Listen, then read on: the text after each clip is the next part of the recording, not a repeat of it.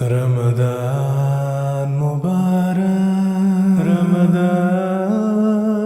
مبارک، رمضان کریم، رمضان کریم۔ اعوذ باللہ من الشیطان الرجیم، بسم اللہ الرحمن الرحیم۔ اللہم صلی علی محمد وعلی آل محمد کما صلیت علی ابراہیم وعلی آل ابراہیم انک حمید مجید۔ اللہم بارک علی محمد وعلی آل محمد کما بارکت علی ابراہیم وعلی آل ابراہیم انک حمید مجید۔ ومن اللیل فتہجد بہ نافلۃ لک عسیٰ ان یبعثک ربک مقاما محمودا۔ ناظرین کرام، ماہ رمضان میں درس کے سلسلہ میں آج کے درس کا موضوع ہے تراویح کے مسائل و فضائل۔ ناظرین، نماز تراویح دراصل تہجد ہی کی نماز ہے۔ صرف رمضان المبارک میں اس کے فوائد کو عام کرنے کے لیے رات کے پہلے حصے میں یعنی عشاء کی نماز کے مان بعد عام لوگوں کو پڑھنے کی اجازت دی گئی ہے۔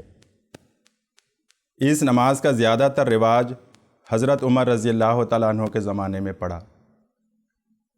رمضان میں بھی رات کے آخری حصے میں یہ نماز پڑھنا افضل ہے۔ تراویح کے متعلق حضرت عائشہ رضی اللہ تعالیٰ عنہ سے مروی ہے کہ ایک رات بوقت نصف شب حضرت صلی اللہ علیہ وسلم نکلے اور مسجد میں نماز پڑھی، اور آپ کی اقتداء میں کچھ مردوں نے بھی پڑھی۔ لوگ صبح اٹھے تو انہوں نے یہ سن کر ایک دوسرے کو بتایا تو دوسری رات لوگ اور زیادہ جمع ہو گئے، اور آپ نے نماز پڑھی تو انہوں نے بھی آپ کے ساتھ نماز پڑھی۔ لوگ صبح اٹھے تو لوگوں میں اور چرچا ہوا، تو تیسری رات مسجد میں جمع ہونے والے بہت زیادہ ہو گئے، اور رسول اللہ صلی اللہ علیہ وسلم نکلے اور نماز پڑھی تو انہوں نے بھی آپ کی اقتداء میں نماز پڑھی۔ جب چوتھی رات ہوئی تو لوگوں کا اس قدر انبوہ ہوا کہ نمازی مسجد میں سما نہ سکے، مگر اس رات آپ صلی اللہ علیہ وسلم نماز تراویح کے لیے نہ نکلے، یہاں تک کہ صبح ہو گئی، اور جب آپ صبح کی نماز کے لیے نکلے اور فجر کی نماز ادا کی تو لوگوں کی طرف متوجہ ہوئے اور تشہد پڑھا۔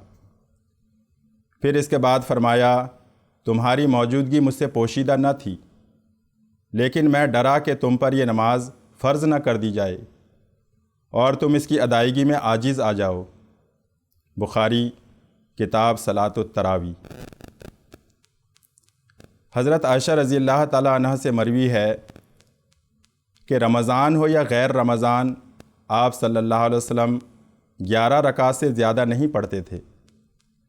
4 رکعت بڑی لمبی اور بڑی عمدگی سے پڑھتے، پھر 4 رکعت بڑی لمبی اور بڑی عمدگی سے پڑھتے، اس کے بعد 3 وتر پڑھتے، گویا 8 رکعت الگ اور 3 الگ۔ حضرت مسیح موعود علیہ السلام کی خدمت میں سوال ہوا کہ تراویح باجماعت قبل خفتن پڑھنی چاہیے یا پچھلی رات اکیلے؟ حضرت مسیح موعود علیہ السلام نے فرمایا، نماز تراویح کوئی جدا نماز نہیں، دراصل نماز تہجد ہی کی 8 رکعت کو اول وقت میں پڑھنے کا نام تراویح ہے، اور یہ ہر 2 صورتیں جائز ہیں جو سوال میں بیان کی گئی ہیں۔ حضرت صلی اللہ علیہ وسلم نے ہر 2 طرح پڑھی ہے، لیکن اکثر عمل حضرت صلی اللہ علیہ وسلم کا اس پر تھا کہ آپ پچھلی رات کو گھر میں اکیلے یہ نماز پڑھتے تھے۔ ملفوظات جلد 5 صفحہ 370۔ مزید عرض ہوا، جب یہ تہجد ہے تو 20 رکعت پڑھنے کی نسبت کیا ارشاد ہے، کیونکہ تہجد تو ماہ وتر 11 رکعت ہے۔ حضرت مسیح موعود علیہ السلام نے فرمایا کہ حضرت صلی اللہ علیہ وسلم کی سنت دائمی تو وہی 8 رکعت ہے، اور آپ تہجد کے وقت ہی پڑھا کرتے تھے، اور یہی افضل ہے، مگر پہلی رات میں بھی پڑھ لینا جائز ہے۔ ایک روایت میں ہے کہ آپ صلی اللہ علیہ وسلم نے رات کے اول حصے میں اسے پڑھا۔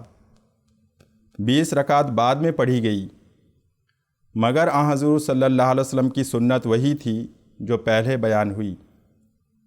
ملفوظات جلد پنجم صفحہ 436۔ تراویح کی رکعتوں کے بارے میں اصولاً یہ بات یاد رکھنی چاہیے کہ جماعت احمدیہ کے نزدیک خاص تعداد کی پابندی ضروری نہیں۔ اگر کوئی 8 رکعتوں کی بجائے 20 رکعتیں پڑھتا ہے تو اس پر اعتراض نہیں کرنا چاہیے۔ روایت میں آتا ہے کہ حضرت عمر رضی اللہ تعالیٰ عنہ کے زمانے میں 20 رکعت تراویح بھی پڑھائی گئی تاکہ ہر رکعت کی قرات جلدی جلدی ختم ہو اور ایک ہی رکعت میں لوگوں کو دیر تک نہ کھڑا ہونا پڑے، کیونکہ لمبی قرات کی وجہ سے بعض اوقات لوگ تھک جاتے ہیں۔ لیکن جہاں تک آن حضور صلی اللہ علیہ وسلم کے دوامی عمل کا تعلق ہے، آپ اکثر 8 رکعت ہی پڑھتے تھے۔ نماز تراویح میں قرآن کریم سنانے کا طریق بھی صحابہ کے زمانے سے چلا آیا ہے۔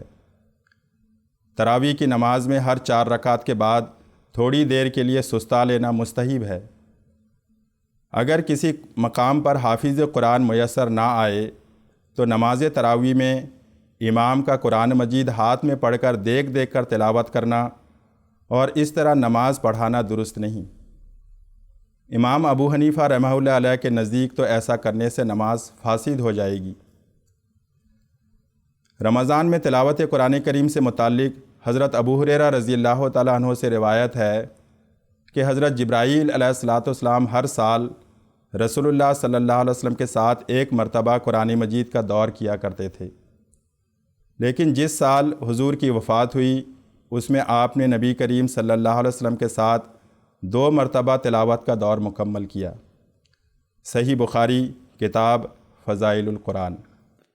خدا تعالیٰ کے حکم کے مطابق حضرت جبرائیل علیہ السلام کا آن حضرت صلی اللہ علیہ وسلم کے ساتھ قرآن کریم کی دہرائی کے لیے باقی 11 ماہ کو چھوڑ کر صرف رمضان کو اختیار کرنا بتاتا ہے کہ اس ماہ میں تلاوت قرآن کریم خدا تعالیٰ کو خاص محبوب ہے اور اس کے حضور اس کا عظیم مقام اور مرتبہ ہے۔